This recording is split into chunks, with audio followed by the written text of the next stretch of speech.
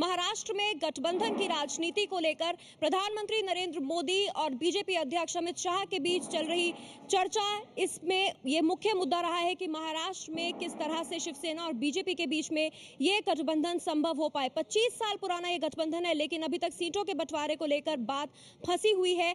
क्या कोई हल निकल पाएगा, ये सवाल बना हुआ है। हालांकि शिवसेना की तरफ से ये कहा गया है कि इस गठबंधन को टूटने नहीं दिया जाएगा। एबीपी न्यूज संवाददाता राजन सिंह का रुख करते हैं। राजन, क्या चर्चा हुई है प्रधानमंत्री और अमित शाह के बीच में?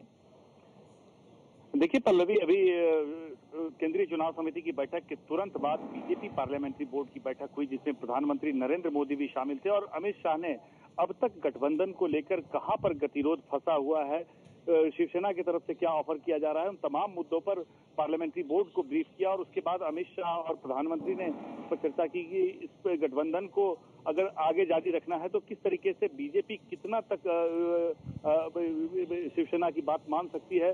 तो उन तमाम मुद्दों पर चर्चा हुई। तकरीबन 20 मिनट तक पार्लियामेंट्री बोर्ड की बैठक हुई, जिसमें सिर्फ महाराष्ट्र के गतिरोध पर चर्चा हुई और महाराष्ट्र में अगर गठबंधन टूटता है तो ऐसी स्थिति में क्या किया जाना चाहिए, इन तमाम मुद्दों पर चर्चा हुई। कल एक बार फिर से जो केंद्रीय चुनाव समिति की बैठक होगी। जी राजन, बहुत बहुत शुक्रिया आपका। तो दोनों में, प्रधानमंत्री नरेंद्र मोदी और बीजेपी के अध्यक्ष अमित शाह में इस बात को लेकर चर्चा हुई है कि आखिर महाराष्ट्र में शिवसेना और बीजेपी के बीच सीटों का बंटवारा कब तक होगा और इसका क्या हल निकलेगा।